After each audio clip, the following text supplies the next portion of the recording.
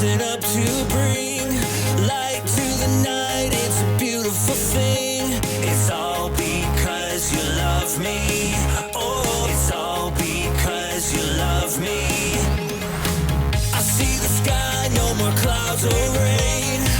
You've given me another beautiful day. It's all because you love me. Oh, it's all because you love me. Your love is bigger, your love is stronger, your love is better, better than anything ever, better than anything ever. Your love is bigger, your love is stronger, your love is better, better than anything ever, better than anything ever.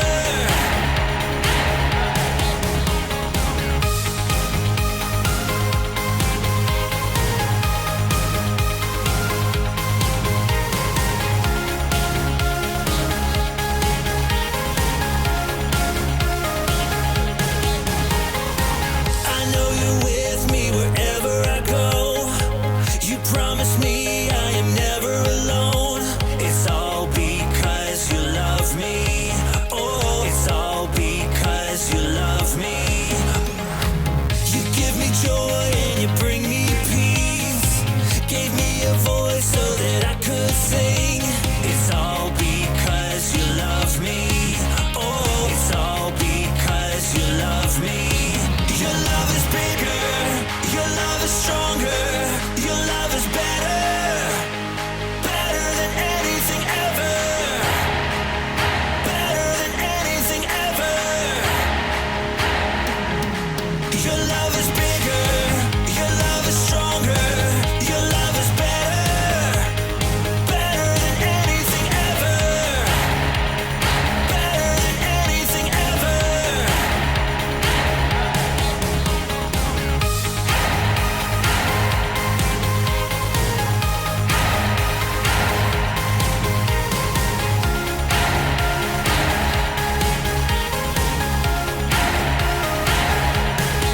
Your love is bigger, your love is stronger, your love is better, better than anything ever, better than anything ever.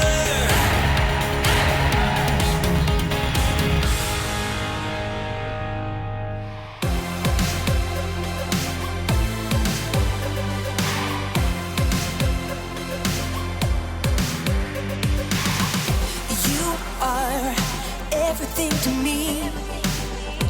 You are all I ever need. Because you love me completely. You give every heartbeat, and I can't imagine my life without you. Who lights up the morning and shines like the sun? Who put the stars in the sky and named everyone? Who is always with me, no matter where I run? It's all you, it's all you, it's all you. You are the reason that I sing. You are more than everything. Because you love me completely. You give every heartbeat, and I can't imagine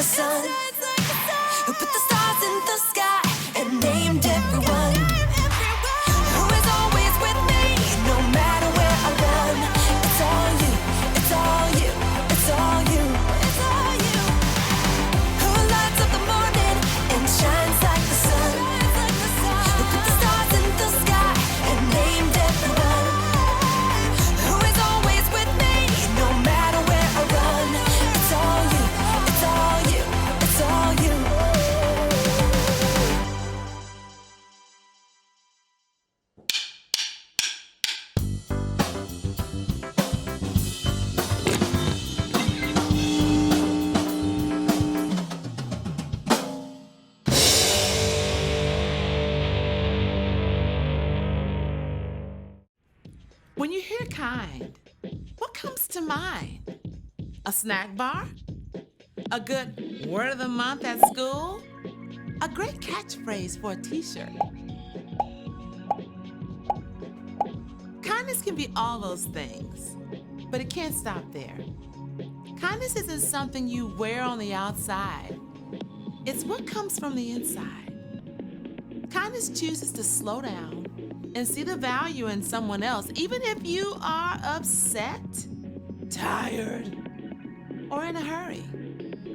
Kindness chooses to treat everyone like they're made in the image of God, even if they're different, overlooked, or unloving.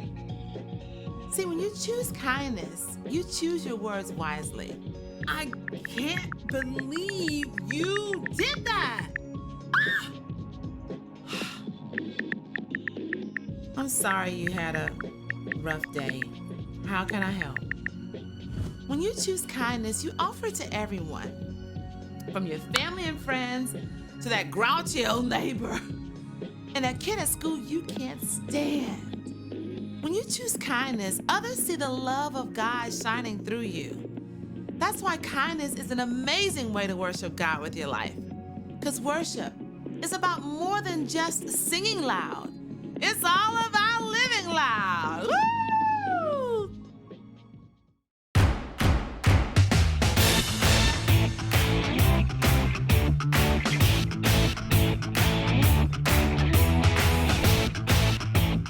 What's up, people? I am Haley, and I hope you came to cheer today because I am and always have been a super fan!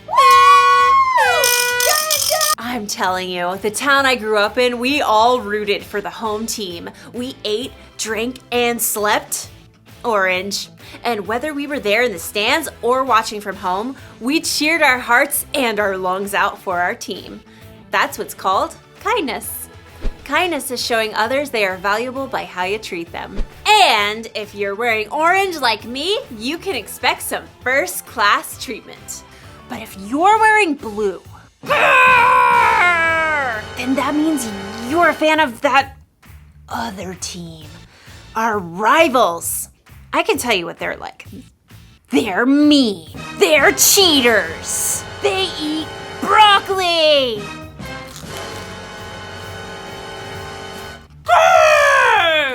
They're pretty scary.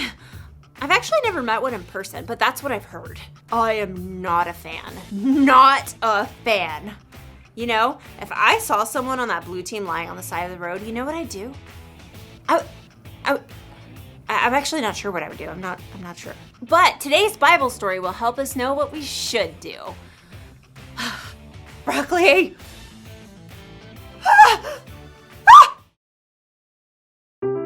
The Bible. It's 66 books of history, stories, letters, and poetry that fit together to form God's one big story. The epic adventure of how He created us and loves us so much that He made a way to rescue us. As we travel through the Bible, from Genesis to Revelation, we discover people who met God and found their lives changed forever. Now, for an amazing story, inspired by the book of Luke, chapter 10, verses 25 through 37. Everywhere Jesus went, crowds of people followed. His popularity made the religious leaders kind of nervous, how he turned their expectations upside down. What is he up to anyway? So they began to look for ways to trip him up. One day, a law expert saw his chance to test Jesus. Teacher, what must I do to inherit eternal life? Jesus turned the question right back on the law expert. What is written in the law? How do you read it? Love the Lord your God with all your heart and with all your soul and with all your strength and with all your mind. And love your neighbor as yourself. You have answered correctly. Do this and you will live. But the law expert wanted to discover the very least he could do to obey the law, so he got tricky. Yes, but really, who is my neighbor? Jesus looked directly at the law expert and he saw what was in his heart. So Jesus began a story. A man was going down from Jerusalem to Jericho. Now, if Jesus were to tell this story today, it might go something like this. There's a man that we'll call Ben, who needed to travel from Jerusalem to Jericho. It was a lonely, rugged road, but he was well prepared. Got my water skin, got my quail jerky, got my snake repellent, got my large number of clinking gold coins. Stick 'em up! Uh-oh, forgot my mace. A band of robbers attacked Ben. They took everything, leaving him half dead by the side of the road. Help! Please, help me. There was no one to hear. The sun beat down. Shadows shifted as the day wore on. At last, he heard footsteps. Through shimmering heat, he could barely see a man in khakis and a blue button-down shirt. In the beginning, let me Google the Greek word for beginning. That'll make me sound more intelligent. The man was a preacher working on his Sunday sermon. Help me! The preacher spotted Ben lying there in the dust, but he immediately looked down at his phone, pretending not to see. Instead, he crossed to the other side of the street, putting as much space between him and Ben as possible. Please! But the preacher was gone. Ben's throat was dry now. He could barely swallow. Finally, he saw someone else. I've got peace like a river, I've got peace like a river, I've got peace like a river in my soul. A worship leader was now trekking down the road. He wore skinny jeans, an unnecessary scarf, and AirPods. Help me! Well, the worship leader definitely saw Ben, but he cranked up the volume on his AirPods and shimmied to the other side of the road as he passed. I've got peace like a river, I've got peace like a river, I'm gonna run away. As the man's voice faded away, Ben was left in despair. Shadows lengthened as evening approached. Once again, Ben heard someone coming. Turning his head, he could just barely make out a donkey. Perhaps he could tell from the way the person was dressed that this person wasn't a Jew. He was a Samaritan. Oh no. Jews and Samaritans were enemies. Even though the two groups were related, there was a history of bitter conflict between them, and the Samaritans worshiped God in a different way than the Jews did. Long story short, a Samaritan would have been the last person Ben would have wished to find him. What's that by the road? Instead of ignoring Ben, though, the Samaritan man slowed down and got off his donkey. Oh no, who did this? The Samaritan quickly rummaged for supplies in his bag. Here, have some water. Those are nasty gashes. I've got oil and wine to clean them out. The Samaritan bandaged Ben's wounds and hefted him onto his own donkey. Steady. Hey, wrap your arms around his neck, like this. By the time darkness fell, the Samaritan brought Ben to an inn where the injured man could recover. Thank you. In the morning, the Samaritan gave the innkeeper some money. Please, take care of this man. I'll return and pay you back for any extra expenses. Goodbye. Thank you. When Jesus finished the story, no one said a word. He looked directly at the law expert. Which of these three do you think was a neighbor to the man who fell into the hands of robbers? The law expert fidgeted. To admit that the Samaritan had acted as a true neighbor was to say that everyone is a neighbor, no matter how different they may be. I suppose, in this case, one would have to say the man who had mercy on him. Go and do likewise. Jesus' story was clear. Love your neighbor as yourself isn't limited to just the people in your neighborhood. Your neighbor means anyone who needs you to show them God's love. So Jesus said to love your neighbor as you love yourself. And who is your neighbor? Well, it's the person who lives next door to you, or in your apartment building, or in your neighborhood, or the town you grew up in, or your country, or your planet. In short, your neighbor is everyone. That includes people who look different from you, people who believe different from you, people who have more money than you or less money than you, everyone. Jesus said we should go and be kind to all of those people. It kind of makes me think of the fans of that blue team. If I'm supposed to be kind to everyone, that includes them. But how? How can I be kind to someone who's so different? Maybe I could try putting myself in their shoes. Whoa. Well, that's a start. What else can I do?